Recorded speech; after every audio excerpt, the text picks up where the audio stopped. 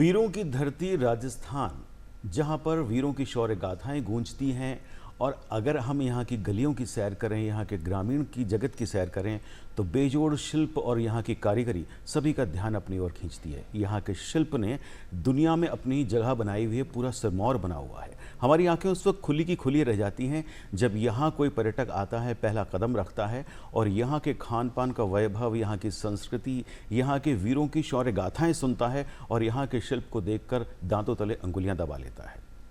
इसी सब चीज़ों से, यहाँ की आवभगत से, यहाँ की संस्कृति से मिलाता है डीडी राजस्थान का हमारा आपका अपना कार्यक्रम अलबेलो राजस्थान। आप सभी का अभिनंदन और स्वागत अलबेलो राजस्थान में। स्वीकार कीजिए प्रणय का प्रणाम।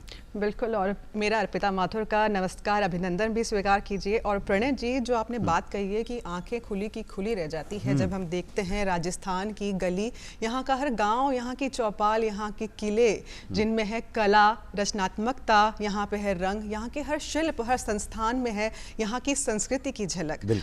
और कहते हैं राजस्थान केवल रेतों की और धोरों की ही धरती नहीं है, यहाँ पर है बहुत सारे शिल्प, यहाँ पे है पुरानी परंपरा जो कि संजोए हुए है हमारे आज के कलाकार। और ऐसे ही एक विशिष्ट मेहमान हमारे दूरदर्शन स्टूडियो में आज उपस्थित हैं, जो इस कला को संजोकर, सहेजकर वैश्विक स्तर तक राजस्थान को पहचान दिला रहे हैं। ऐसे ही मेहमान से आपका परिचय करवाते हैं। हमारे साथ है प्रोफेसर डॉक्टर तुलिका गुप्ता जी, जो कि Indian institute of craft and design Jaipur की डायरेक्टर हैं। बहुत बहुत स्वागत, अभिनंदन मैम आपका हमारे डीडी राजस्थान के अलबेलो राजस्थान कार्यक्रम में। और प्रणय जी, आपको बता दूं, जो प्रोफेसर तुलिका गुप्ता जी हैं, यहाँ की जो कला है, यहाँ का शिल्प है, यहाँ की संस्कृति है, उसको वैश्विक स्तर तक पहचान दिला रही है। और इसीलिए इन्हें 16 जुलाई, जो आगामी 16 जुलाई है, वहाँ पर फ्रेंच नाइटहुड की उपाधि से इनको सम्मानित किया जा रहा है। वो बहुत बड़े गर्व की बात है हमारे लिए। बिल्कुल गर्व की बात है, क्योंकि राजस्थान की धरती से जो नगीने निकलते हैं वो पूरी दुनिया में हमारे देश का परचम, यहाँ का जो वैभव है उसका परचम लहराते हैं। तो तुलिका जी, आपका स्वागत एक बार फिर से अलबेलो राजस्थान में। और जिस संस्थान की हम बात कर रहे हैं, आप उसके निदेशक हैं, भारतीय शिल्प संस्थान की। ये भारतीय शिल्प संस्थान, वैसे तो मैंने शुरू में कहा कि हमारे ग्रामीण जगत के कोने कोने में हर जगह पर शिल्प अपने आप में बिखरा हुआ है। जो कम पढ़े लिखे कारीगर हैं वो भी अपने हुनर से बोलते हैं। तो डॉक्टर तुलिका जी, हम जानना चाहें कि भारतीय शिल्प संस्थान कैसे काम करता है, क्या है ये भारतीय शिल्प संस्थान, कैसे लोग इनसे जुड़े हैं, और क्या अगर विद्यार्थी जुड़े हैं तो वो किस तरह से काम कर रहे हैं। नमस्कार प्रणय जी, अर्पिता जी। फर्स्ट ऑफ ऑल मैं आपको थैंक्स करना चाहूँगी मुझे यहाँ बुलाने के लिए। और जो आपने भारतीय शिल्प संस्थान की बात की जी, ये 1995 में बड़े एक इंटरेस्टिंग विचार के साथ ये रखा गया। राजस्थान सरकार ने ऐसा सोचा कि कारीगरों का बेटरमेंट या उनका उद्धार करने के लिए एजुकेशन सबसे इम्पॉर्टेंट है। तो उस चीज़ को कैसे हम आगे लेके आए। जैसा आपने बताया, उनकी कला बहुत अच्छी है, उनको सारी टेक्निक्स पता है, लेकिन कभी कभी क्या होता है, उन्हें ये नहीं पता कि कंटेम्प्रेरी मार्केट में क्या चाहिए या किसी को क्या चाहिए। तो वो उस तरीके से एक प्रशिक्षण देने के लिए ये संस्थान शुरू हुआ था, डिज़ाइन का प्रशिक्षण देने के लिए। लेकिन आप देखिए, शिल्प बहुत बड़ी चीज़ है, जिसमें उनको, मान लीजिए कोई लकड़ी से काम करता है तो उसको उसकी पूरी नॉलेज है, मतलब उसकी साइंस भी पता है, उसको कैसे बनाना है वो भी पता है, उसका क्या प्रोडक्ट बनाना है जो यूटिलाइज कोई कर सके जी। तो इस तरीके से उनको वो नॉलेज है। तो भारतीय शिल्प संस्थान क्या करता है, जो आपने पूछा, प्राइमरीली हम एक एजुकेशनल इंस्टीट्यूट हैं। तो एज एन एजुकेशनल इंस्टीट्यूट हम उन स्टूडेंट्स को या उन विद्यार्थियों को जोड़ते हैं जो कि 12वीं पास करके जी, और कला के क्षेत्र में या शिल्प के क्षेत्र में अपना लाइवलीहुड आगे बनाना चाहते हैं। तो उसमें डिज़ाइनर्स आ गए, क्योंकि डिग्री हम बेसिकली डिज़ाइन की देते हैं, लेकिन हमारा एम रहता है कि जितने कारीगरों के बच्चों को हम लाएं। देखिए, एजुकेशन को मेन स्ट्रीम करके BA, MA, BTech ऐसे बना दिया, लेकिन कारीगरों के लिए कोई एजुकेशन नहीं है। बिल्कुल सही कर रही हैं। तो हालांकि वो गुरु शिष्य परंपरा से सीखते हैं, लेकिन उसका रिकग्निशन नहीं है। तो बेसिकली IICD जो ये काम कर रहा है वो ये है कि हम बहुत कारीगरों को बुलाते हैं पढ़ाने के लिए। हमारे सारे फैकल्टी ऐसे नहीं है कि PhD होके आए हैं। तो डिज़ाइनर्स हैं, कारीगर हैं, बिना इनके आप कोई भी चीज़ प्रोड्यूस नहीं कर सकते। और मुझे लगता है भारत जैसी जगह जिसमें इतने कारीगर हैं, जब तक कि आप उनका सम्मान नहीं करेंगे और उनको मेन स्ट्रीम में नहीं लाएंगे, उनको हमेशा ये लगता रहेगा कि मेरा बच्चा इस फील्ड में ना जाए, वो कुछ और करे जी। तो अगर मैं इसको बहुत बड़े उस पर देखती हूँ कि ये माइग्रेशन रोकने का एक तरीका है, भाई लोग अपने गाँव में रहें, अपनी कला को आगे बढ़ाएं। और IICD बहुत तरीके से काम कर रहा है, इसी फील्ड में जुड़ा हुआ है। जी बिल्कुल। तुलिका जी, जैसा कि अभी आपने बताया कारीगरों को जोड़कर हम काम करते हैं, कला को सहेज कर आप रखती हैं, तो मैं ये जानना चाहती हूँ कि किस किस तरह की जो कला हैं जो हमारी राजस्थान की संस्कृति को एक्सप्लोर कर सकती हैं और दिखाती हैं, दर्शाती हैं, कौन कौन सी कलाओं पर ज़्यादा ध्यान दिया जा रहा है IICD में? जी, तो IICD जैसे शिल्प या क्राफ्ट हम बोलेंगे, होलिस्टिकली उसको देखता है। यानी कि हमने, जैसे अगर आप निफ्ट के बारे में जानते होंगे, NID के बारे में जानते होंगे, वो डिज़ाइन पे भी फोकस करते हैं, उनका रहता है प्रोडक्ट डिज़ाइन है, फैशन डिज़ाइन है। हम इस तरह से कहते हैं हम मटेरियल डिज़ाइन पे काम करते हैं। तो हमारे जो डिपार्टमेंट्स हैं, हार्ड मटेरियल डिज़ाइन, यानी कि उसमें वुड, मेटल, स्टोन पे काम होता है। अच्छा। अब उससे लेके आप कुछ भी बना सकते हैं, बर्तन बना सकते हैं, इंटीरियर बना सकते हैं। फिर दूसरा हमारा डिपार्टमेंट है फायर्ड मटेरियल डिज़ाइन, जिसमें हम ग्लास, टेराकोटा, क्ले, ऐसी चीज़ों पे काम करते हैं। तो राजस्थान के बहुत पॉटर्स हैं जिनके साथ हम जुड़ सकते हैं। और फिर है हमारा एक सॉफ्ट मटेरियल डिज़ाइन, जिसमें टेक्सटाइल डिज़ाइन आ गया, बेसिकली लेदर, पेपर और इवन स्ट्रॉ, बास्केटरी वगैरह आपने देखा होगा बास्केटरी में, तो वो सब सॉफ्ट मटेरियल डिज़ाइन में आ गया। फिर हमने 2016-17 से एक नया डिपार्टमेंट शुरू किया, 2015 से, उसका नाम है फैशन डिज़ाइन। लेकिन उसमें हमारा फोकस भी कलीदार कुर्ते, इंडियन ट्रेडिशनल गारमेंट्स, और कैसे ज़ीरो वेस्ट हो, सस्टेनेबल कैसे रहे, क्योंकि इंडिया ऑलरेडी सस्टेनेबल था, हम कहीं वो खो चुके हैं, हम बस उसको दोबारा लाने की कोशिश कर रहे हैं। फिर हमने एक कम्युनिकेशन डिपार्टमेंट भी खोला है, क्राफ्ट कम्युनिकेशन, क्योंकि देखिए क्राफ्ट के बारे में बहुत सारे लोगों को पता नहीं, तो अगर आप उसको पढ़ के फिर उसके बारे में कुछ लिखेंगे म्यूजियम्स में या आर्टिकल्स भी लिखेंगे, तो आपको वो नॉलेज होगी जिस बारे में। और क्योंकि फ्यूचरिस्टिक देखते हुए उसमें हमने AI वगैरह भी ऐड किया है। और फिर हमने ज्वेलरी डिज़ाइन भी शुरू किया। बैचलर्स कोर्सेज हैं, मास्टर्स के कोर्सेज हैं, शॉर्ट टर्म कोर्सेज भी हैं, और रूरल एरिया में हम बहुत सारे सर्टिफिकेट कोर्सेज करते हैं, कभी CSR फंडिंग से, कभी कैसे, कभी अपने आप से, क्योंकि एम ये है कि क्राफ्ट एजुकेशन आगे बढ़े और वो फिर पूरे देश को लेके आगे बढ़ेगी। इस चीज़ की मुझे पूरी, मतलब आई फील वेरी स्ट्रांगली कि अगर हम क्राफ्ट एजुकेशन पे फोकस करेंगे, so we can really grow as a country. जी। अभी आपने कहा कि आप, ऐसा नहीं है कि IICD में सिर्फ एक डिग्री होल्डर पढ़ाने के लिए आ रहे हैं, एक बड़े बड़े कारीगर भी वहाँ पढ़ाने के लिए आ रहे हैं, लेकिन अभी आपने AI का भी जिक्र किया है, तो कारीगरों की वो कारीगरी और AI दोनों में कहीं कुछ ऐसा तो नहीं है, विरोधाभास तो नहीं है, क्लैश तो नहीं है? नहीं, ये बहुत अच्छा सवाल पूछा आपने, क्योंकि देखिए क्या है, जो माइंडसेट है वो पारंपरिक को लेके चलता है शिल्प को। तो सब कहते हैं कि भाई ये पारंपरिक चीज़ है, तो ये ट्रेडिशनल है, आउटडेटेड है। और आमतौर पे लोग क्राफ्ट, कुछ लोग देश विदेश में इसलिए खरीदते हैं कि चलो ये गरीब लोग हैं, ये कुछ कर रहे हैं तो हम खरीद लें। इस चीज़ को हम बिल्कुल ख़त्म करना चाहते हैं। क्राफ्ट अपने आप में टेक्नोलॉजी है, बहुत बढ़िया टेक्नोलॉजी है, और उस टेक्नोलॉजी को हम और आगे कैसे बढ़ाएं। तो मान लीजिए हैंडलूम की साड़ी है, जैसे मैंने ये कोटा हैंडलूम पहना है जी, तो हैंडलूम की साड़ी है, यानी कि हथकरघे पे बनी हुई। अब AI से आप ये पता लगा सकते हैं कि ये एक्चुअली हथकरघे पे बनी है या नहीं। अच्छा। और बहुत सारी चीज़ें हैं, जैसे लोग म्यूजियम जाते हैं, हाँ जी, तो फिजिकली सब लोग नहीं जा पाते, कोविड के बाद हमने देखा बहुत कुछ ऑनलाइन हो गया। अगर हम इन चीज़ों को यूज़ करके वर्चुअल म्यूजियम बनाएं, हम दिखाएं राजस्थान में यहाँ पे ये मिट्टी होती है, इससे ये चीज़ बनती है, तो उसके लिए हमें वैसा मैन पावर, ह्यूमन रिसोर्स चाहिए जो एम्पैथेटिक हो, जो समझता हो परंपरा को भी, और फ्यूचरिस्टिक भी हो कि इसको आगे कैसे लेके जाना है। तो AI बहुत नेचुरली हमने धीरे धीरे इंट्रोड्यूस किया है। मतलब आप ये कह रहे हैं कि जो टेक्नोलॉजी है उसका यूज है, जो है परंपरागत जो हस्तशिल्प जो भी कला है उसको जो है निखारने में आप काम में ले रही हैं। मेरा एक सवाल है आपसे तुलिका जी कि आपने बात करी कि कौन कौन सी आप शिल्प पे काम करती हैं, कला पे काम करती हैं। ब्लू पॉटरी होती है, लहरिया बंदेज, टेक्सटाइल बहुत ज़्यादा होता है, ये हमारे जो राजस्थान का जो है परंपरागत शिल्प है, यहाँ की कला है। अगर मैं बात करना चाहूँ आपके IICD की, तो वहाँ पर इनसे हटकर और क्या कुछ शिल्पों पर ध्यान दिया जाता है, क्योंकि ये शिल्प ऐसी है कि लोगों की नज़र में बहुत ज़्यादा है, वैश्विक स्तर तक पहचान दिलाई गई है। इनके अलावा भी अगर हम बात करें तो और किन शिल्प और कलाओं पे आप काम कर रही हैं? अगर हम ऑल ओवर इंडिया देखें तो मटेरियल वही है, मिट्टी है, लकड़ी है, कागज़ है, कपड़ा है, कपास, या हम ओवरऑल इन सबको साथ लेके चलते हैं। तो उस मटेरियल से आप क्या बना सकते हैं। जैसे ब्लू पॉटरी है तो ब्लू पॉटरी के आर्टिजन आते हैं, हमारे बच्चे सीखते हैं उनसे, फिर उसमें एक डिज़ाइन एंगल डालते हुए कि ब्लू पॉटरी का अच्छा आप ये चीज़ बनाते हैं, तो अब मान लीजिए आपको गेम्स बनाने हैं। एक स्टूडेंट है हमारा, उसने ब्लू पॉटरी से टिक टैक टो और इस तरह के गेम्स बनाए जो कि आप फोल्ड करके भी रख सकते हैं, अलग अलग स्ट्रिप्स हैं। अच्छा। फिर उस पर आप खेल सकते हैं, जैसे चेस वगैरह हैं आप खेल सकते हैं। उसके अलावा अब तो बहुत चीज़ें कॉमन हो गई हैं, डोर हैंडल्स हैं, अलग अलग चीज़ें हैं। तो ब्लू पॉटरी एक सेगमेंट है पूरे फायर्ड मटेरियल डिपार्टमेंट का।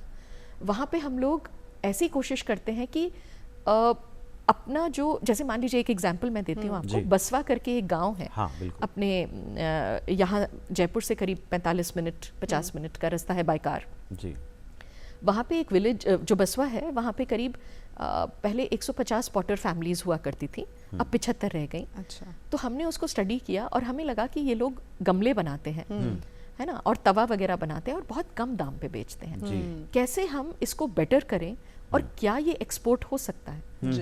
तो ब्रिटिश काउंसिल ने हमें फंड दिया इस रिसर्च का। अच्छा। और हमने लंदन के एक कॉलेज, वेस्ट डीन कॉलेज है लंदन में, उनके साथ मिलके हमने ये प्रोग्राम किया कि कैसे इसको हम बेटर कर सकें। तो उन्होंने बताया कि देखिए आजकल घरों में जगह कम है, किस तरह के हम डिज़ाइन कर सकते हैं। 2 स्टूडेंट्स हमारे टोटली उस प्रोजेक्ट में लगे। अच्छा। कि अच्छा कैसे, मान लीजिए एक लोहे का फ्रेम बना के उसमें ऐसे गमले टांग दिए जाएं, अच्छा। कैसे हो, और फिर वो गमले कितने टेम्परेचर पे आप उसको बेक करें कि वो टूटे नहीं हमारे क्लाइमेट में, इंडिया में चल जाता है। जी। तो हमने बहुत रिसर्च करी, नई नई चीज़ें बनाई, तो उन लोगों तक भी ये बात पहुंची, कारीगरों को बेनिफिट हुआ जी। इसी तरह से कोई भी और आप, जैसे कि एक और जगह है रामासर पालावाला करके अपने राजस्थान में, वहाँ के कारीगरों, वहाँ पे कुछ महिलाएं थीं जिनके पास कुछ, उनको कारीगरी नहीं आती थी, तो हमने उनको नई कारीगरी इंट्रोड्यूस की, जैसे कि एम्ब्रॉयडरी, है ना, प्रिंटिंग। अब वो 3 महीने का हमने उनको ट्रेनिंग प्रोग्राम दिया, उसके बाद उनको जोड़ दिया एक संस्था से। आज वो महिलाएं कमा रही हैं, यूट्यूब पे एक वीडियो पड़ा है, आप देखेंगे तो बताएंगे 0 से आज 15,000 रुपए वो महीना कमा रही हैं। वाह वाह वाह। तो शिल्प हमेशा है, इंडिया में बहुत स्ट्रांग है। अब हम उसको कैसे चैनलाइज करें और कैसे उसको एक मॉडर्न आउटलुक भी दें, लेकिन ट्रेडिशन और रूट्स, ट्रेडिशन में रूटेड हो जी। और ट्रेडिशन भी एक ऐसा वर्ड है कि उसकी कोई टाइम लेंथ नहीं है कि ट्रेडिशन 10 साल पुराना है, 20 साल पुराना है, 200 साल पुराना है। तो ट्रेडिशन हम सेट कर रहे हैं, हम अच्छे ट्रेडिशन सेट कर रहे हैं कि हम कंटेम्प्रेरी मार्केट के लिए अच्छी चीज़ें प्रोड्यूस करें, अपने स्टूडेंट्स को ऐसा बनाएं कि वो ग्रास रूट से लेके बोर्ड रूम तक स्मार्टली हर चीज़ कर सकें, और सबकी कितना सोशल इम्पैक्ट कर पाए, वो सबसे इम्पोर्टेंट है। भारतीय शिल्प संस्थान में भारतवर्ष का शिल्प शामिल है या राजस्थान का? नहीं, भारतवर्ष का। अच्छा अच्छा अच्छा। राजस्थान में तो है, ये गर्व की बात है जी जी जी। लेकिन शिल्प पूरे भारत का शामिल है। अच्छा अच्छा अच्छा। जिसमें कि बंगाल आ गया, केरल आ गया, महाराष्ट्र आ गया। हमारे फैकल्टी भी अगर आप देखेंगे पूरे देश भर से आए हुए हैं जी। और स्टूडेंट्स भी पूरे देश भर से आते हैं। और हालांकि हम राजस्थान में स्थित हैं, लेकिन काम हम सब जगह का कर रहे हैं। अच्छा। अभी बस 2 दिन पहले हमारे 10 स्टूडेंट्स और 2 अध्यापक तेलंगाना से वापस आए हैं। वारंगल करके एक जगह है, वहाँ पे रिसर्च करके आए हैं। उनकी दरियाँ कैसे बनती हैं, क्या चीज़ें हम सुधार सकते हैं, क्या चीज़ें हैं जो कि ख़त्म हो सकती हैं। क्राफ्ट काउंसिल ऑफ तेलंगाना ने हमें फ़ोन करके बुलाया कि आप लोग आइए और हमारी मदद करिए ये करने में। तो ऐसे हम लोग अक्रॉस इंडिया करते हैं और इंडिया क्या इंटरनेशनली भी करते हैं। अरे वाह। बिल्कुल तुलिका जी, क्योंकि हमने जब आपका बायोडाटा पढ़ा तो उसमें ये भी हमने पढ़ा है कि आप भारत ही नहीं, बहुत सारी दुनिया में कई देशों में आप घूमी हैं, वैश्विक स्तर तक आप पहचान दिला रही हैं कला को। और ऐसा ही एक टैग मैंने आपके लिए भी ढूंढ के रखा है कि ग्लोबल महिला और लोकल रूट्स, यानी ग्लोबली आप घूम चुकी हैं और ज़मीन से आप जुड़कर जो काम कर रही हैं। आपके व्यक्तिगत जीवन पर हम जानना चाहेंगे कि इस कैसे परिवार की जिम्मेदारियों को, कैसे एक शिक्षिका होकर, महिला होकर आप कैसे वैश्विक स्तर तक इतनी कला को पहचान निखार रही हैं, तो कैसे तालमेल बिठाती हैं हम इन सब चीज़ों में? देखिए, ये बात काफ़ी, टाइटल आपका बहुत इंटरेस्टिंग है। और ये बात तालमेल कैसे बिठाते हैं, ये मैं जब काफ़ी यंग थी, जब मैंने कॉलेज ख़त्म किया, तब मैं सोचती थी कि मैं ये करूँगी, वो करूँगी, बहुत काम करूँगी। हमारे कॉलेज में भी बहुत हम कारीगरों के साथ काम करते थे जी। तो लेकिन जब शादी हुई तो समझ आया कि महिला की बहुत जिम्मेदारियां होती हैं और वो निभाना भी ज़रूरी है, क्योंकि कई चीज़ें महिला ही कर सकती है। तो उसके लिए मैं अपनी पूरी फैमिली को आई एम ग्रेटफुल कि मेरे इन लॉज, मेरे पेरेंट्स, मेरे हस्बैंड, बच्चे सब ने बहुत सपोर्ट किया जी। और कहीं ना कहीं जब मैं काफ़ी यंग थी तो मेरे दिमाग में ये सवाल आता था कि कोई भी किसी आदमी से नहीं पूछता कि आप करियर और होम कैसे बैलेंस करते हैं, लेकिन हर इंसान औरतों से पूछता है कि आप होम और करियर कैसे बैलेंस करते हैं। और ये इम्पॉर्टेंट इसलिए है कि औरतें दोनों को साथ लेके चलती हैं और चलना भी ज़रूरी है। तो उसमें मैं आपको ये बताऊं कि मैंने थैंक्स टू माय हस्बैंड, क्योंकि अर्निंग मेंबर है, सब कुछ है, तो हमने एक्स्ट्रा लग्जरी के बारे में नहीं सोचा और ये सोचा कि लग्जरी ये है कि हम बच्चों के साथ कैसे टाइम स्पेंड कर पाए। तो करीब करीब मेरे 30 साल के करियर में करीब 6 साल ऐसे हैं जो मैंने टोटल फैमिली को डेडिकेट किए। और मैंने एक्सटर्नल एम्प्लॉयमेंट नहीं किया। मैं ये नहीं कहूँगी वर्किंग नहीं रही, वर्किंग तो मैं 24 घंटे हूँ। एक्सटर्नल एम्प्लॉयमेंट नहीं किया, साथ में ही थोड़ी बहुत डिज़ाइनिंग थोड़ा जो मैं कर सकी, क्योंकि मुझे लगा जब बच्चे मेरे बड़े हो जाएंगे और इतने कॉन्फिडेंट हो जाएंगे कि उनको कोई तकलीफ है तो वो मुझसे कह सकें, तब मैं उनको किसी और के हवाले छोड़ सकती हूँ। क्योंकि मेरे मन में ऐसी बातें ज़रूर आती हैं और मैं कई अपनी कोलीग से कहती हूँ कि आपके पास 10,000 रुपए हैं, वो आप किसी को, सर्वेंट को या किसी के भी आगे छोड़ के नहीं जाएंगे। तो जो आपके प्रेशियस बच्चे हैं उनको आप किसी के आगे छोड़ के कैसे जा सकते हैं? बहुत सही बात, बहुत बड़ी बात। तो ये मुझे बहुत लगता था कि बच्चों को मैं ऐसे छोड़ के नहीं जाऊंगी। और उसमें मेरे हस्बैंड ने, मेरे फैमिली ने, सब ने सपोर्ट किया। तो जब और मेरे बच्चे बड़े हो गए और फिर मुझे लगा कि मैं ऐसे खाली नहीं बैठ सकती, मुझे बहुत काम करना है, तो भी उन्होंने सपोर्ट किया। और जो उन लोगों की रिक्वायरमेंट्स थी वो मैंने फुलफिल की, और जो मेरी रिक्वायरमेंट थी कि मैं अपना काम करूं वो उन्होंने मुझे सपोर्ट किया। जी। तो इस तरह तो मतलब मेरा टाइटल बिल्कुल फिट बैठता है। वैसे ही ये आश्चर्य की बात नहीं है, क्योंकि ये पूछा जाता है ना महिला से कि आप कैसे सामंजस्य बिठाती है। एक महिला ही इन सब चीजों में सामंजस्य बिठाती है, पुरुष के बस की बात नहीं। मैं बहुत साफ कहता हूँ, मैं एग्री करती हूँ आपसे। ये महिला ही कर सकती है। डॉक्टर तुलिका जी, आप की अगर हम सफ़र को देखें, शुरुआत से लेके, बचपन से लेके अब तक के सफ़र में, हम ये कहते हैं कि भागदौड़ भरी जिंदगी आज की, आप शुरू से भागी हैं। पिताजी पहले जहाँ भी रहे, अलग अलग शहरों में रहे, तब आपका स्कूल चेंज होता रहा। उसके बाद शादी के बाद भी आप कई देशों की यात्राओं पे रही, अपना काम भी करते रही। तो ये भागादौड़ी जो चली है भागदौड़ भरी जिंदगी में, इसके बारे में कुछ बताएं। जी, ये ज़रूर है कि शुरुआत, मैं पैदा जयपुर में हुई, शुरुआत जयपुर से हुई, फिर कई जगह मैं गई। और शादी के बाद भी, बिकॉज मेरे हस्बैंड सॉफ्टवेयर में हैं, तो एक्चुअली तो हम आराम से अमेरिका में सेटल हो सकते थे। 97 में हम अमेरिका चले गए थे, जैसे बहुत सारे हमारे फ्रेंड्स और बैचमेट्स और वो। लेकिन कहीं ना कहीं मैं बहुत भारतीय हूँ, तो मेरा दिल ये था कि मैं वापस आऊँ। तो हालांकि हम उस वक्त बहुत यंग थे, मेरे हस्बैंड का मन था कि हम अमेरिका सेटल हों जैसे बाकी लोग सेटल हो रहे हैं। जी। पर मुझे शायद मेरी दादी ने बड़े पेट्रियाटिक सॉन्ग्स गा के और गांधी जी और उस टाइम के पीरियड कैसे फ्रीडम स्ट्रगल मिला, तो मुझे बहुत इंडिया का था। तो मैंने अपने हस्बैंड को बोला कि मैं तो इंडिया में रहना चाहूँगी। फिर उनका भी ये डिसीजन था कि ठीक है, जहाँ तुम रहोगी, तो फिर वो भी बेचारे छोड़ के आ ही गए इंडिया। और फिर हम लोग जाते आते रहे बाहर उनके प्रोजेक्ट से। तो और मेरा भी ये था कि जहाँ वो रहे मैं उनके साथ चलूँ। पर हमने उसको भागदौड़ नहीं समझा, हमने उसको समझा कि एक्चुअली भागदौड़ नहीं लगा, हमें ऐसे लगा कि बहुत नॉलेज मिली है। मुझे लगता है a person is equal to the exposure that he और शी गेट्स। जी।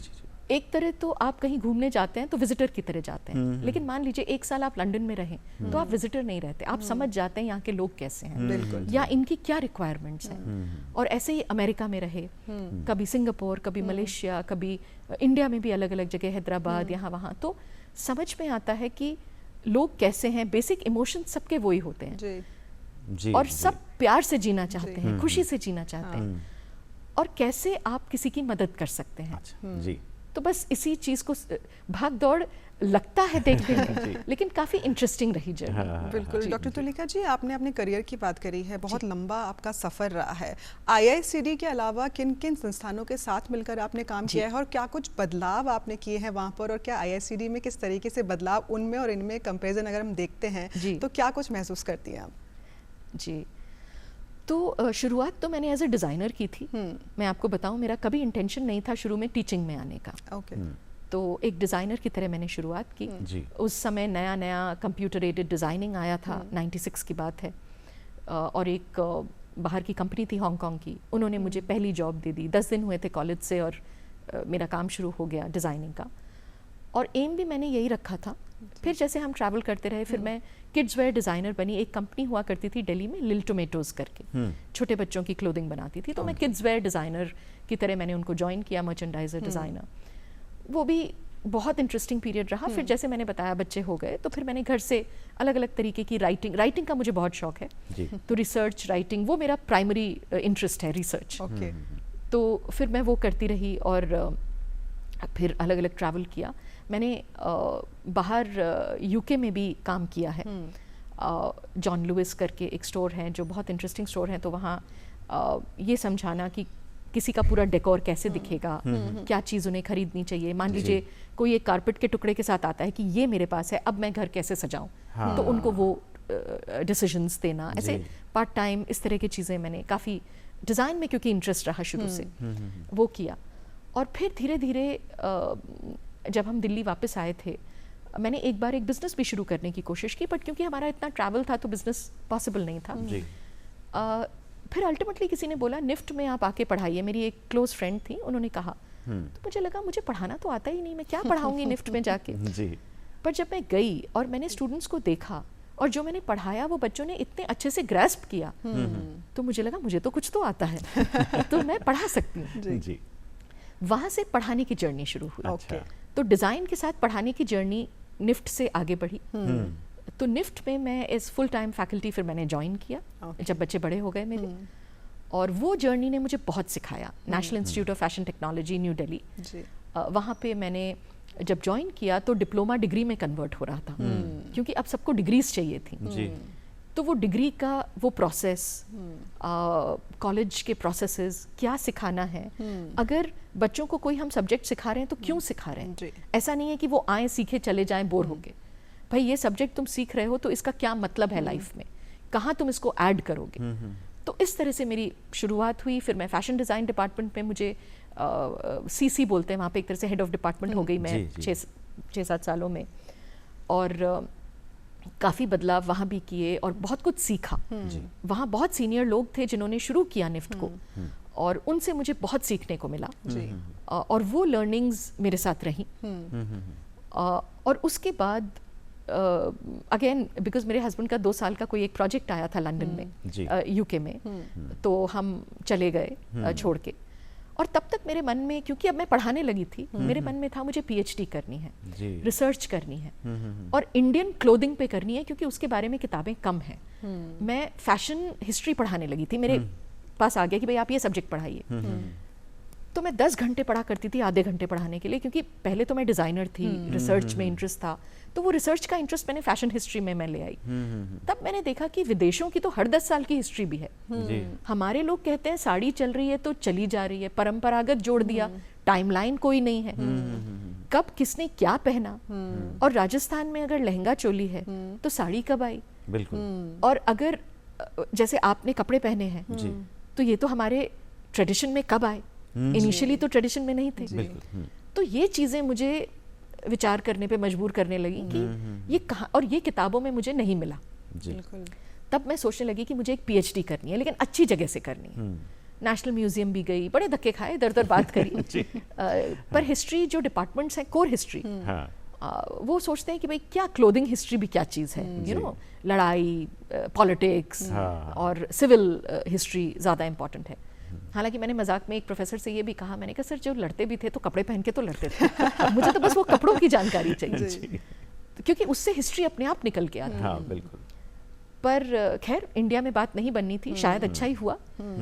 तो फिर मैं बाहर गई। बाहर मैंने यूनिवर्सिटी ऑफ ऑक्सफोर्ड से एक छोटा कोर्स किया आर्कियोलॉजी ऑफ क्लोथिंग में, और साथ साथ यूनिवर्सिटी ऑफ डेनमार्क के साथ मैंने कुछ काम शुरू कर दिया था। उन्होंने मुझे बुलाया था, हमने नेचुरल डाइज पे काम किया, और मुझे था इंडिया में नेचुरल डाइज कैसे ख़त्म हो गए, क्यों हम इसको आगे नहीं ला पा रहे। क्योंकि मेरा एमएससी का बैकग्राउंड है, तो साइंस बैकग्राउंड है, तो डाइज में मुझे बहुत इंटरेस्ट है।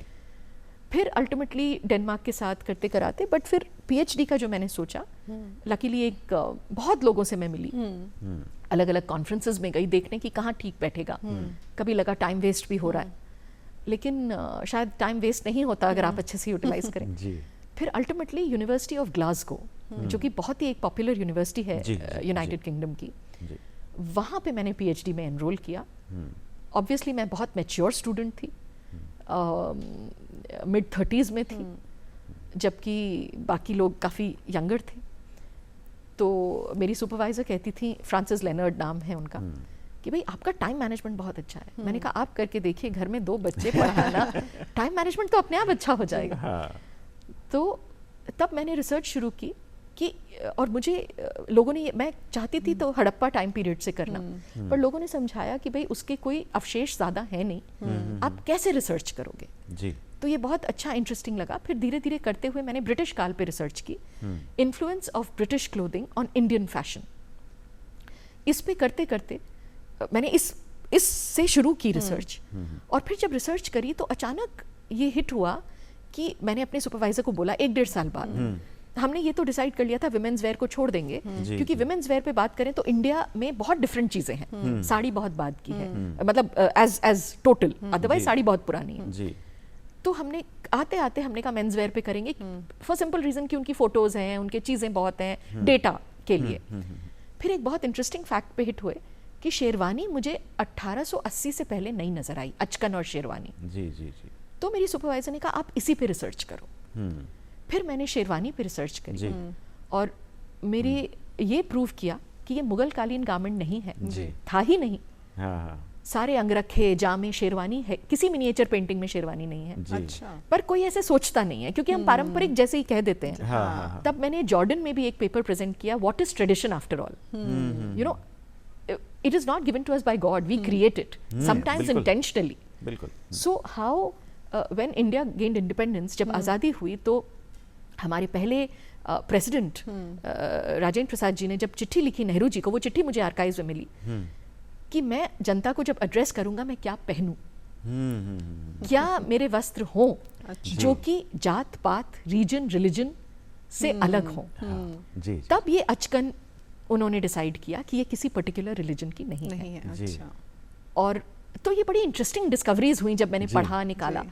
तो फिर मेरी थीसिस का टाइटल है influence of British rule on elite Indian men's wear and the birth of sherwani.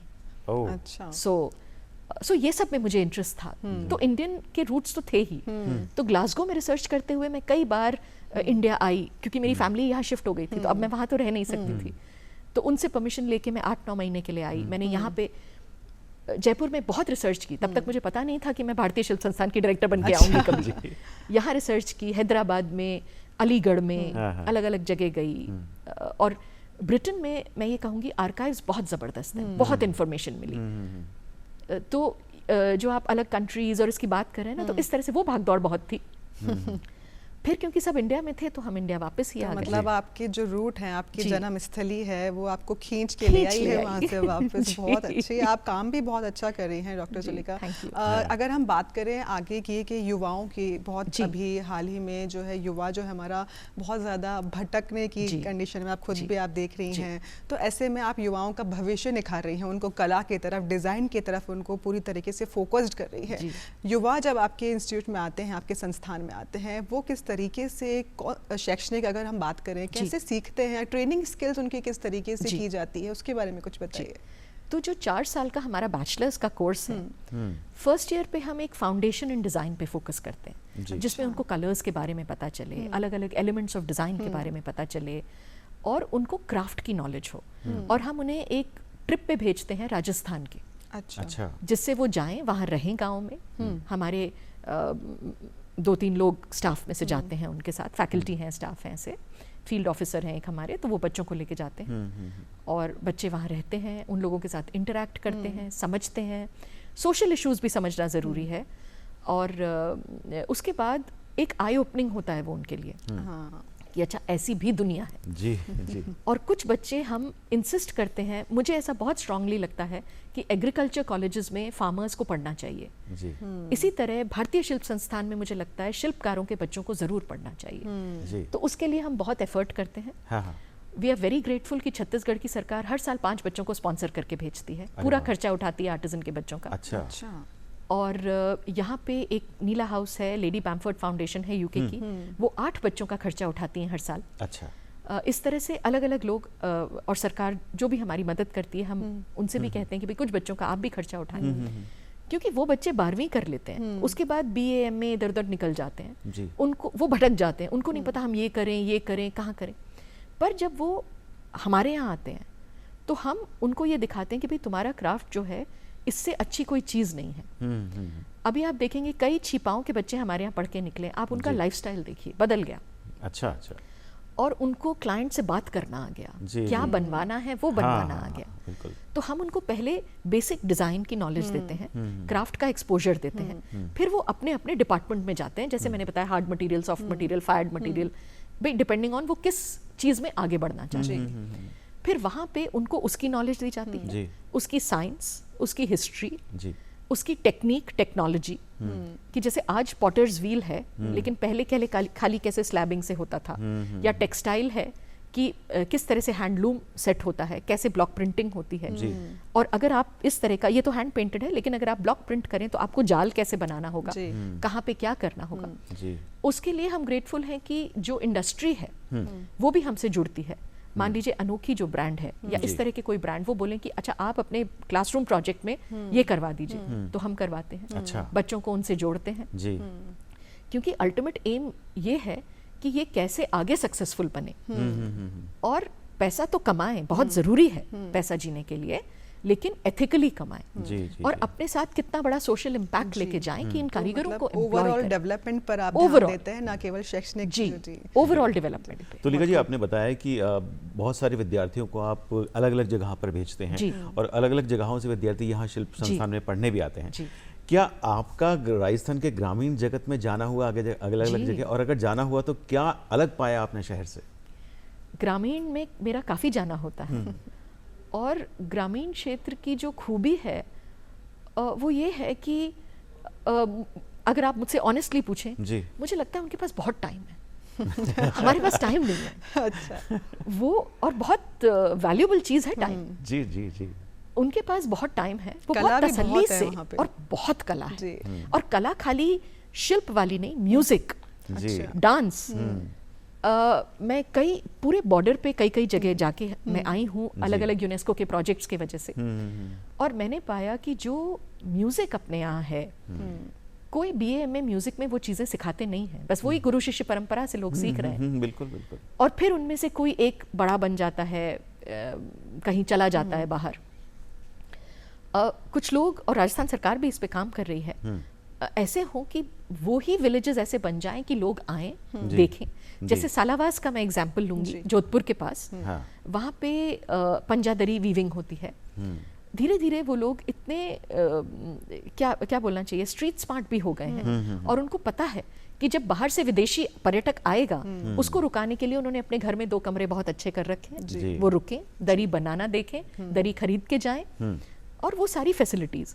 Barmer हम कई बार गए हैं, एक राजस्थान सरकार का ही हम प्रोजेक्ट बाड़मेर में कर रहे हैं, जिसमें हम वहाँ की जो महिलाएं हैं बॉर्डर पे जो है, वो बहुत सुंदर सूफ की एम्ब्रॉयडरी करती हैं, और मुक्के का काम जो ऑलमोस्ट लुप्त हो रहा है, शायद आप लोगों ने देखा हो या नहीं, छोटे छोटे सोने के वायर्स से वो बनता है पहले। अच्छा। मतलब गोल्ड प्लेटेड वायर्स हैं, आजकल वो गोल्ड नहीं है, अलग मटेरियल है, उससे वो एम्ब्रॉयडरी करते हैं, और बहुत ही सुंदर करते हैं। जी जी। लेकिन वो जिस तरह की एम्ब्रॉयडरी करती हैं, वो शायद पूरे मार्केट में ना चले, और उनको कोई इतना एक्सपोजर नहीं है। तो IICD हम लोगों ने उनके साथ मिलके, हमारा प्रोजेक्ट सेल है, और हम हायर भी कर लेते हैं अपने एलुमनाई को जाके सिखाने के लिए। तो वहाँ 20-20 दिन के हमने कई प्रोग्राम्स किए, और सिंसियरली करते हैं, लोग जाते हैं, वहाँ रहते हैं, उनके साथ उनको सिखाते हैं, और उसके बाद उनसे प्रोडक्ट्स भी अलग अलग बनवाते हैं कि भाई मोबाइल पाउच बनाओ, जो चीज़ कोई खरीदेगा, और इनको आप कैसे करेंगे, और फिर उनको सॉफ्ट स्किल्स भी सिखाते हैं कि क्लाइंट से आप कैसे बात करें, कैसे आप बिहेव करें, कैसे मिलजुल के चलें। तो अभी हमारा ये प्रोजेक्ट चल रहा है, जिसमें अब बस एक लास्ट लेग बाकी है जिसमें हम उन्हें जयपुर बुलाएंगे। जी जी जी। हम हमेशा चाहते हैं कि ग्रामीण में जहां हम सिखाएं हाँ वो लोग जयपुर जरूर आए हाँ। और विजिट करके देखें कि उनकी एम्ब्रॉयडरी की क्या महत्वता है यहाँ पे। बिल्कुल ऐसा एक इवेंट आपने अभी करवाया था हाल ही में कि कुछ कारीगरों को आपने चुनकर ग्रामीण क्षेत्र से, शहरी क्षेत्र से, और उनको आमेर महल में जब फ्रांस के राष्ट्रपति यहाँ पधारे थे मिस्टर मैक्रोन, तब आपने उनको वहाँ विजिट कराया, उनको बिठाया वहाँ पे कारीगरों को और लाइव प्रेजेंटेशन दिया। वो वाकया हम सुनना चाहेंगे आपसे। जी, वो तो बहुत ही एक इंटरेस्टिंग चीज़ थी। I am grateful to Rajasthan government, Indian government and French embassy. ये तीनों ने जो हम पे ट्रस्ट किया कि हम किसी तरह, ये था कि भाई हम शिल्प को कैसे दिखाएं। अच्छा। तो क्योंकि हम एक इंस्टीट्यूट हैं तो मुझे लगता है कि खाली एंड प्रोडक्ट दिखाना ज़रूरी नहीं है, ह्यूमन रिसोर्स बहुत इंपॉर्टेंट है। तो इसलिए हमारा ये डिसीजन था कि हम 7 कारीगरों को वहाँ बिठाएं राजस्थान के। और क्योंकि आमेर के किले में दीवाने आम के सामने ये हो रहा था तो बहुत ही सुंदर सेटिंग थी। तो उसमें ये लगा कि अगर कारीगर ये बता पाए कि जो यहाँ पे फ्रेस्को हुआ है वो हम कैसे करते हैं, मिनिएचर पेंटिंग, या जो यहाँ पे जाली का काम है वो हम कैसे आज भी हम 400 सालों से 600 सालों से उसको कंटिन्यू कर रहे हैं, और आज अगर हम ऐसी जाली बना रहे हैं तो होटल्स के लिए, या फिर हम लैम्प शेड्स बना सकते हैं, कैसे प्रोडक्ट डाइवर्सिफाई कर सकते हैं। उदयपुर से हमने बुलाए थे वो जो तलवार बनाते हैं, अच्छा है ना, तो लेकिन आजकल तलवार तो कोई यूज़ नहीं करता, तो उनको उनके साथ हमारे स्टूडेंट्स भी काम करते हैं कि कैसे उसको कटलरी में कन्वर्ट किया जाए, फोक एंड नाइफ में, कैसे वो आपकी जो कलाएं हैं ये सारी रहें, डमास्कस की कला है, तो ऐसे अलग अलग जो अपने लाख का काम करते हैं, वो चूड़ियाँ बनाते हैं, ऐसी चीज़ें बनाते हैं, तो उनको बुलाया। इस तरह के 7 कारीगर थे वहाँ पे, और हमसे कहा गया था कि मिस्टर मैक्रो आएंगे, आप में से कोई भी उनको टच नहीं करेगा, वो आएंगे, बस आप 7 मिनट आपके पास हैं, 1-1 मिनट ये दिखा के फिर, क्योंकि और भी बहुत सारे चीज़ें थी वहाँ पे। तो जब मिस्टर मैक्रो आए और उन्होंने देखा कि कारीगरों से उन्होंने इंटरेक्ट करना शुरू किया, लैंग्वेज बैरियर था, वो इंग्लिश में बोल रहे थे, कारीगर उतना इंग्लिश नहीं जानते थे, थोड़ी बहुत तो आजकल सब समझ लेते हैं, पर मैं वहाँ ट्रांसलेटर का काम कर रही थी। हमारे फैकल्टी भी खड़े थे वहाँ पे, और सब लोग तो उनको mister macro, he was so impressed. वो हर आर्टिजन से ये पूछ रहे थे ये कौन से स्कूल में सीखा। फिर वो आर्टिजन को मैं बता रही थी कि वो जानना चाहते हैं आपने कौन से स्कूल में सीखा। तो मैं उम्मीद कर रही थी कहीं वो बोलेंगे हम शिल्प संस्थान आते हैं। उन्होंने बोला हमने पिताजी से सीखा, जो बात बिल्कुल सही है। तो क्योंकि वो सब कारीगरों को आप बुलाते भी हैं बच्चों को सिखाने के लिए, तो उन्होंने कहा पिताजी से सीखा। तो फिर वो प्रेसिडेंट, फ्रेंच प्रेसिडेंट इतने अचंभित हुए, उन्होंने कहा ये किसी स्कूल नहीं गए और फिर भी इनको ये सब पता है। तो हमने कहा ये गुरु शिष्य परंपरा हमारी जो है, जो फैमिली ट्रेडिशंस है। और 7 मिनट का आप मानेंगे उन्होंने 22-23 मिनट लिए जी। हर किसी के पास गए, सबके साथ अपनी सेल्फी खिंचवाई। अच्छा, खुद हमें तो टच करने को मना किया गया था, उन्होंने सेल्फी खींची और वो इतने इम्प्रेस हुए। उन्होंने कहा कि ये आपने कलाओं को जीवित रखा हुआ है। ब्लॉक प्रिंटिंग भी देखा उन्होंने, सारा देखा।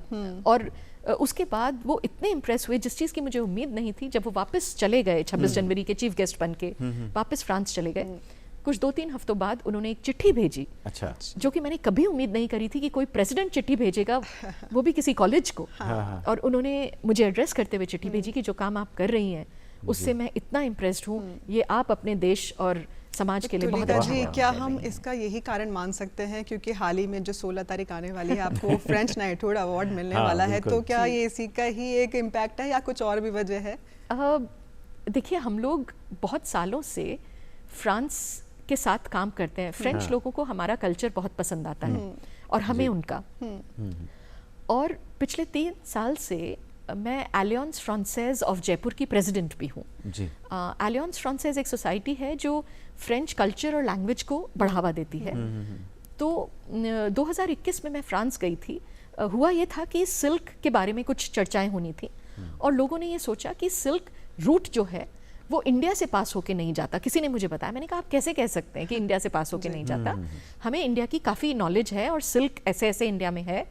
तो उन्होंने कहा आप आइए फ्रांस और इस बारे में बात करिए। तो हमारी एक टीम गई, हमारी डायरेक्टर हैं एलियंस फ्रांसेज की संजना, बहुत एक्टिव हैं। हम सब मिल के गए वहाँ और वहाँ मैंने ये प्रेजेंटेशन दी। तब से उन्होंने इंडिया को इंक्लूड करना शुरू कर दिया इन चीज़ों में, फ्रांस के बारे में। और भी हमारा ग्रुप गया था, कोई साड़ियाँ लेके गया था, कोई बहुत इंटरेस्टिंग रहा। ये 2021 में हम गए थे, लियों, सिल्क इन लियों करके एक इवेंट होता है, पेरिस गए फिर लियों गए। फिर उसके बाद से जब, और मैं यहाँ डायरेक्टर तो थी ही 2017 से, हाँ जी, तो मुझे लगा कि फ्रांस के बच्चे हमारे यहाँ आएँ और सीखें और हमारे बच्चे फ्रांस जाएं। तो हमने 3 वहाँ के जो प्रेस्टिजियस स्कूल्स हैं, इकोल डू पेरे, एनसैड है, एकोल नेशनल des arts डेकोरेटिव्स, और एक नॉन्थ, लिखने में नानतेज लिखते हैं उसको बट बोलते नॉन्थ है जी। तो ये तीनों स्कूल से हमने टाई अप किया। हाँ जी। उनके बच्चे हमारे यहाँ 6 महीने के लिए आते हैं और हमारे बच्चे वहाँ 6 महीने के लिए जाते हैं। अच्छा। और खुशी की बात यह है हमारे 3-4 बच्चों को फुल्ली फंडेड स्कॉलरशिप्स मिल चुकी हैं पिछले 5-6 सालों में, जिसमें उनका जाना आना रहना सब क्या बात, सरकार, फ्रांस की सरकार देती। बहुत खूब। हाँ। तो मुझे लगता है ये चीज़ें, और वो यहाँ आए और बहुत काम हम मिल के करते हैं। देखिए काम तो बहुत लोग करते हैं, ये काम को उन्होंने रिकॉग्नाइज किया और मुझे अवार्ड दे रहे हैं, मैं कहूँगी ये उनका बड़प्पन। शुभकामनाएं आपको मिलने वाले इस अवार्ड के लिए। डॉक्टर तुलिका, ये बताएं कि जैसे लोग कहते भी हैं कि अगर हम घूमते हैं तो सीखते हैं, आप इतना घूमी हैं बाहर के, आपने काफ़ी वहाँ की भी कला को देखा है, वहाँ का जो इम्पैक्ट है क्या आप भारतीय शिल्प संस्थान में सजा पाई हैं? जी जी जी, बहुत इंटरेस्टिंग है ये चीज़ जी। क्योंकि बाहर से हमने, देखिए अगर हम खाली यहीं की सोच से चलें तो फिर हम परंपरा में एडिशन नहीं कर पाएंगे। और परंपरा मैंने देखा अपनी रिसर्च में कि काफ़ी इंटरेस्टिंग है। देखिए आप ब्लॉक प्रिंट्स की बात करें तो राजस्थान में ब्लॉक प्रिंट होता है, छींट का कपड़ा बोला जाता है, अक्रॉस इंडिया होता है, साउथ में भी होता है, अलग अलग तरीके से उसको बोलते हैं। तो छींट को अंग्रेज़ों ने शिन्स बना दिया, तो उनकी किताब, क्योंकि वो छींट नहीं बोल सकते तो शिन्स करके वो बोलते हैं उनकी किताबें। जब मैंने रिसर्च की और देखा तो मुझे लगा कि कैसे हम जो बनाते थे, कमल के फूल हैं या जो हमारे लोकल चीज़ें हैं, जब अंग्रेज़ यहाँ आए और उन्होंने हमारी प्रिंटिंग की कला देखी और उन्होंने उसको अपनी कंट्री में ले जाना शुरू किया, तो उन्होंने डिज़ाइन बदलवाए कि भाई ये डिज़ाइन कर दो, ये डिज़ाइन कर दो। और यहाँ से वो जो कॉटन के कपड़े, प्रिंटेड कपड़े वहाँ गए तो वहाँ की सरकार को खतरा हो गया, उन्होंने बैन लगा दिया कि इंडिया से कुछ भी नहीं आएगा। उन्होंने वहाँ अपने बनाने शुरू करे। तो हम क्यों सक्सेसफुल हो पाए? क्योंकि हमने थोड़ा सा चेंज कर दिया। अगर हम अपनी ही चीजें बनाते रहते तो शायद वो नहीं खरीदते।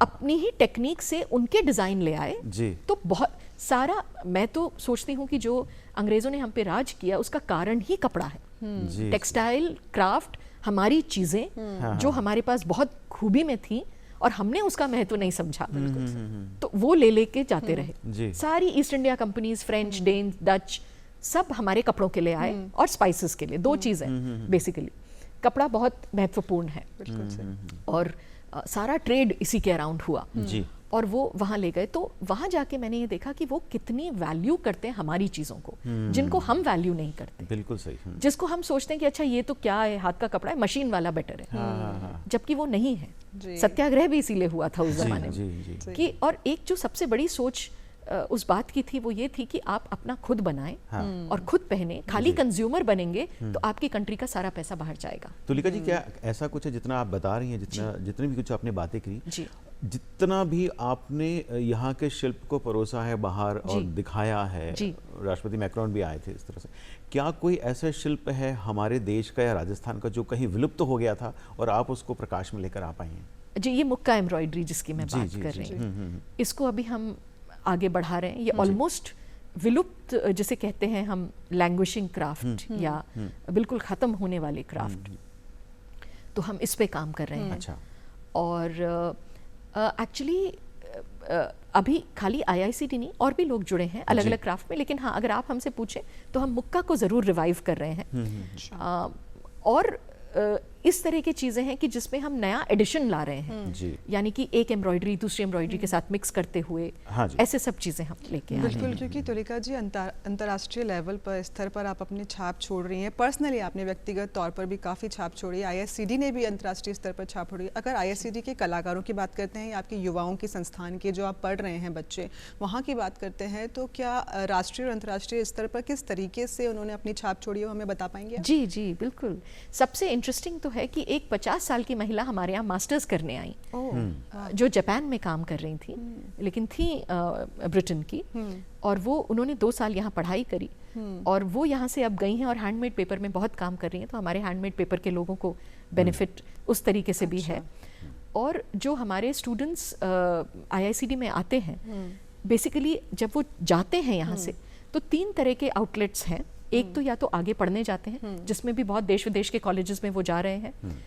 एक है जो अपना बिजनेस करते हैं जी, और एक है जो कि किसी के यहाँ जॉब करने शुरू में जाते हैं एज डिज़ाइनर्स।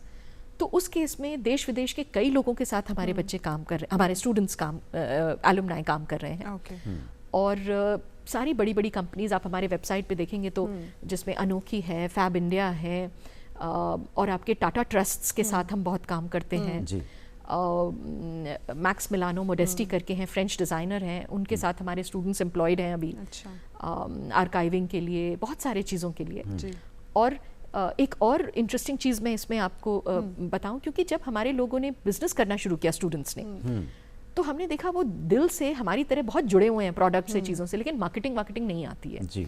तो हमने IIM उदयपुर के साथ जुड़ के एक एंटरप्रेन्योरशिप प्रोग्राम भी शुरू किया हुआ है पिछले 4 साल से, जिसमें कोई भी कारीगर, कोई भी हाउसवाइफ जिसने हैंडक्राफ्टेड प्रोडक्ट में बिजनेस शुरू करना है या कर लिया है, या कोई हमारे निफ्ट NID किसी के एलुमनाई, पर्ल किसी के भी एलुमनाई जिसके पास एक अच्छा प्रोडक्ट है और वो सोचते हैं कि हम इसका बिजनेस करें और एक कंपनी रजिस्टर करा ली है, उनको हम कैसे हैंड होल्डिंग करके आगे ले जाएं जी।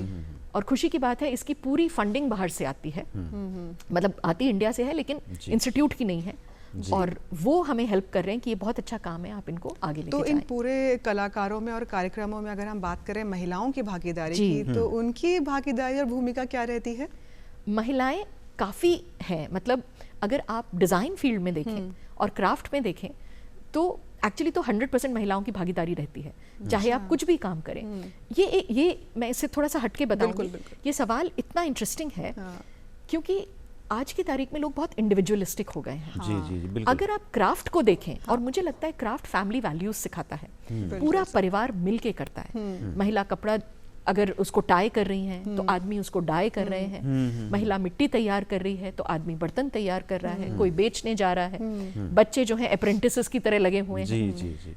तो जो फैमिली वैल्यूज और जो कल्चर हमारे ट्रेडिशनल क्राफ्ट्स में है, वो इंडिविजुअल की बात नहीं करता है, वो एक समाज की बात करता है। और हम कहते हैं कि ये जो विलेज है ये क्राफ्ट विलेज है, या यहाँ पे ये क्राफ्ट होता है, तो ये एक बहुत इंपॉर्टेंट चीज़ है जी। अदर देन दैट, महिलाएं जो इंस्टीट्यूट में आती हैं 80% विमेन है हमारे यहाँ। अच्छा। स्टूडेंट्स, फैकल्टी में हम कह सकते हैं 50-50 मेन विमेन है। आर्टिजन्स जो ट्रेन करने आते हैं उनमें करीब 70% मेल आर्टिजन्स आते हैं, 30% फीमेल हैं, और फीमेल यूजुअली क्योंकि वो विलेज से आती हैं तो उनके साथ कोई आदमी ज़रूर आता है। जी। तो इस तरह से मिक्स है, लेकिन विमेन की भागीदारी बहुत है। तो निदेशिका ही विमेन है तो फिर जी हम सिक्के के एक पहलू की तरफ बात करें, थोड़ा सिक्के के दूसरे पहलू की तरफ चलते हैं। महिलाओं की बात हुई है, हम राजस्थान के शिल्प की बात कर रहे हैं। अगर हम बड़े बुजुर्ग कलाकारों को देखें या बड़े बुजुर्ग शिल्पकारों को देखें तो ये लोग पहले से मानते थे कि जो कलाकार है, जो शिल्पकार है, जो किसी भी कला से जुड़ा है, उसको भोजन बनाना ज़रूर आना चाहिए। क्योंकि जब आप सफ़र करते हैं और दूसरी जगह जाकर सिखाते हैं तो आपको अकेले भी रहना पड़ता है, ऐसे में भोजन बनाना आना चाहिए। क्या आपने इतने सारे शिल्प को संजो करके जो दूसरे देशों में आप लेकर गई हैं, यहाँ भी आप सिखा रही हैं, क्या खाने की कला को भी इससे कहीं जोड़ पाए हैं? ये भी एक बहुत इंटरेस्टिंग चीज़ है। देखिए, हमने बहुत हद तक, क्योंकि क्राफ्ट को बहुत ये टेक्नोलॉजी वाले क्राफ्ट को लिया, फूड को नहीं लिया, लेकिन इंटरेस्टिंगली अभी बस पिछले हफ्ते एक शोकेस हमारी फिल्म्स का हुआ। मिशिगन स्टेट यूनिवर्सिटी से भी एक हमारा MOU है अमेरिका से, तो वो यहाँ आए। जो सवाल आपने किया वो उन्होंने मुझे किया। अच्छा। कि मैंने अचार देखे हैं इंडिया में और मोमोज देखे हैं, this is also craft. So I said, of course, this is craft, but we do not take it in our definition of craft. But they said, but this is craft. आप हाथ से अचार बनाते हैं, हम तो इसको फिल्म करेंगे। तो हमारे बच्चों ने अचार और मोमोज को भी एज क्राफ्ट लेके उसको देखा जी। और कभी कभी मैं सोचती हूँ कि अगर इतना हम एक्सपैंड कर पाए तो हम डेफिनेटली फूड को इंक्लूड करेंगे, क्योंकि बहुत बड़ा क्राफ्ट है। बिल्कुल है। छोटा सा रोटी बनाने का जो क्राफ्ट है, अगर लुप्त हो गया तो फिर कोई घर में खाना नहीं बना पाएगा। ये भी क्राफ्ट है जी।